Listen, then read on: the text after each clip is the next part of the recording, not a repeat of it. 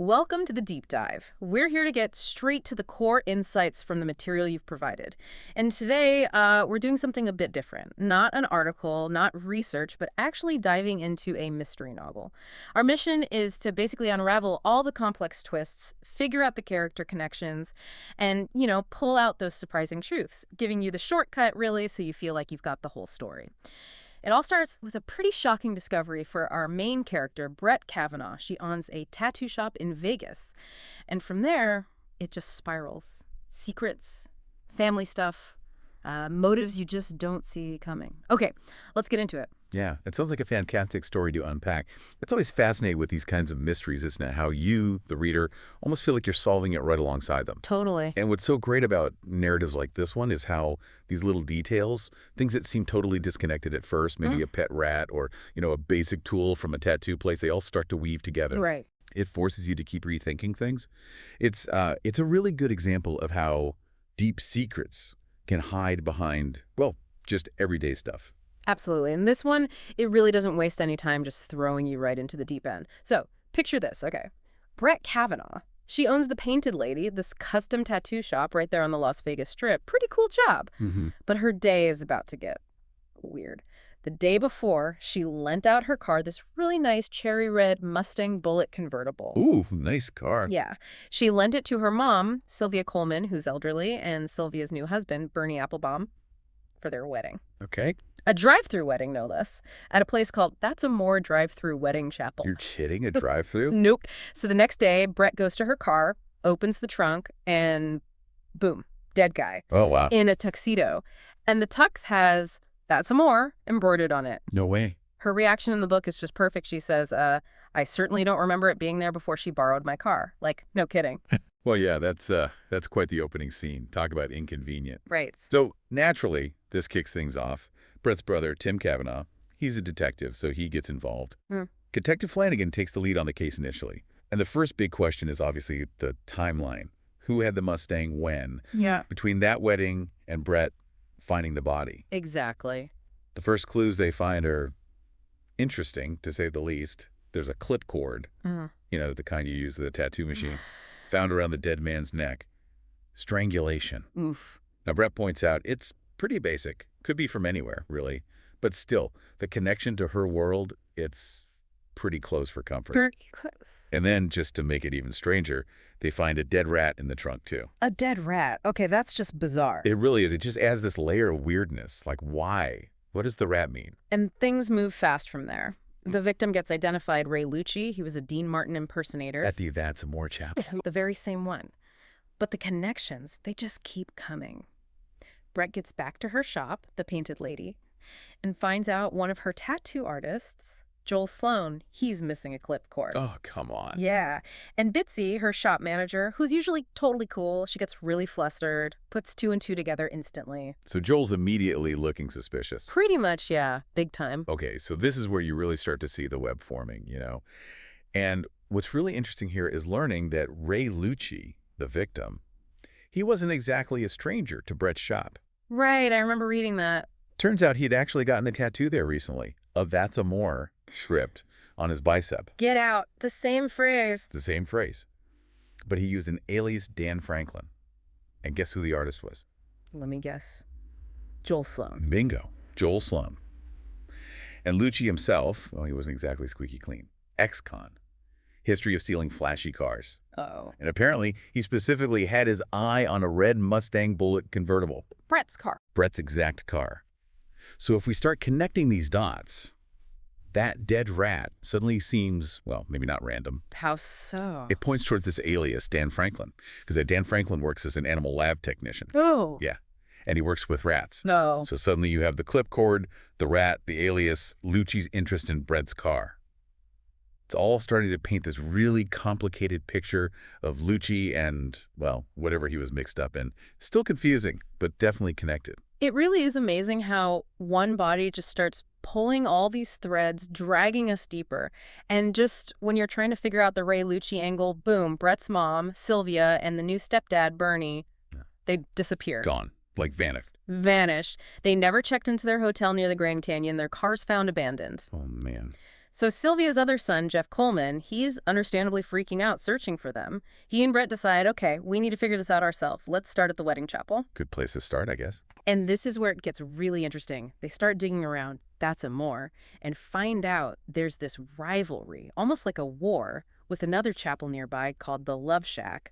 Apparently it's an Elvis Dean Martin war. An Elvis Dean Martin war. Seriously. Okay, Vegas. Right, only in Vegas. And the complications just keep mounting. So Sylvia and Bernie are missing, and now Dan Franklin, Lucci's alias, the lab tech he's missing too. The plot thickens. Definitely. Gone from the chapel job, gone from the university lab job, phone disconnected. And get this, he withdrew $10,000 cash from his bank account right before he disappeared. 10,000. Okay, that's suspicious. Very. And his car, a blue Ford Taurus, is gone from his driveway too. So he didn't just walk away. Doesn't look like it. Then Will Parker, another Dean Martin guy from That's a More, he tells Brett someone in her red Mustang tried to run him down. In Brett's car. Well, Lucci might have had it. Or someone else. Exactly. Adds another layer of who was driving when, and there's more. Lou Marino, he's Bernie Applebaum's son-in-law, and, you guessed it, another Dean Martin impersonator. So how many Dean Martins are there? Apparently quite a few.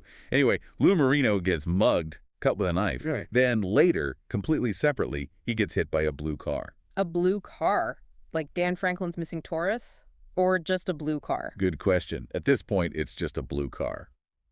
And Will Parker, the one who almost got run down, he describes Lucci, the victim, as someone who just brings out the worst in people. Yeah. Says there was bad blood, a rift between Lucci and both Dan Franklin and Lou Marino. Okay, so lots of potential enemies. Seems like it. Parker also mentions Lucci had a pet rat in the dressing room called Snowball. Let me guess. Dan Franklin's rat. The very same rat Dan Franklin loved. Yeah. And Parker says it died suspiciously. Lucci might have killed it. Ah, okay, so that's a serious motive for Dan Franklin right there. Personal, not just money or cars. Exactly. Adds a whole different dimension. Right, so things are already incredibly messy, and then Brett stumbles onto something even more dangerous. Remember Ray Lucci, the victim? Yeah. He'd ordered some stuff, supposedly tattoo machine parts from this company, Tattoo Inc., had it shipped to the chapel. Okay. Brett goes to pick up the package, thinking maybe it's a clue. Opens it up. It's not tattoo parts. It's a gun, a large one. Whoa, okay, that's unexpected. And Jeff, her stepbrother, does some digging and confirms it. Lucci was using Tattoo Inc. to traffic illegal guns. So Lucci wasn't just a shady impersonator. He was into gun running. Looks like it. And then the danger swings right back at Brett. She and Bitsy are at the university lab where Dan Franklin worked, maybe looking for clues, Yeah. and a blue car tries to run them down. Another blue car incident. Yes. And then, like, right after that, Brett gets pulled over by the cops, Officer Willis, and he finds the gun, the one from Lucci's package, in her car. Oh no. How did it get there? That's the question. But her brother, Tim, the detective, he basically grounds her, tells her they found Lucci's fingerprints all over the inside of her Mustang. Steering wheel, gear shift, radio, everything. Yeah.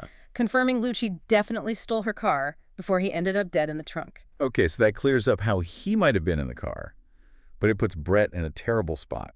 Exactly. It proves Lucci was in there driving it, but for the cops, it looks really bad for Brett now. Finding the gun in her car, the walls are seriously closing in. Yeah, that's a perfect storm of bad luck and circumstance for her. It really shows how easily someone innocent can get tangled up when things get this messy. That stolen car detail is huge. Changes everything about how you see the body in the trunk. And these blue cars keep popping up. It's like this little background detail that keeps nagging at you, suggesting there's something bigger, maybe connecting these different attacks. Right, that web just gets tighter and tighter. And then finally, things start to break. The big secrets come out. Expert, can you walk us through how this whole thing starts to unravel? What are the, bombshells? Absolutely. This is where it gets really intense. The first major crack comes from Sylvia, Brett's mom. She finally confesses this huge secret she's kept for years. Okay, what is it? Ray Lucci, the dead guy in the trunk, was her son. Her son. Yes. She gave him up for adoption decades ago. Reconnected with him years back.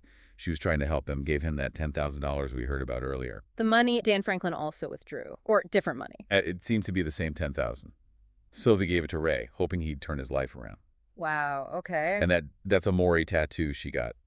It wasn't just for the wedding. It was also sort of a tribute, a connection to Ray, because he had the exact same tattoo. Whoa. Okay, that explains a lot about her behavior, maybe. It definitely reframes her actions. Yeah. Then another bomb drops. Bernie Applebaum, Sylvia's brand new husband. What did he do? He admits he was behind the attack on his son-in-law, Lou Marino. The other Dean Martin, the one who got mugged and hit by a car. That's the one. Bernie contracted to have his daughter's husband killed. Hired someone. Why?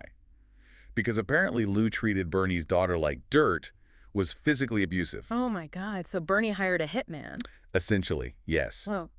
Lou survived the first attempt, mugging, but then got hit by that bleak car later. Okay, wait, then there's Rosalie, right, Lou's wife, Bernie's daughter. Exactly. Huh. And she has her own secret. She confesses she was having an affair. With who? With Will Parker, the other Dean Martin impersonator, the one who almost got run down by the Mustang. This is getting complicated. It really is. Rosalie admits she lied to Brett and Tim earlier. She tried to pin Lucci's murder on her husband, Lou, but she was actually just trying to protect her lover, Parker. Wow. What's really fascinating here is seeing how these incredibly personal dramas, Sylvia's lost son, Bernie's protective rage, Rosalie's affair, they all collide. It shows how these deep hidden motivations, love, loyalty, betrayal, desperation, they can drive seemingly ordinary people to do extraordinary, even criminal things.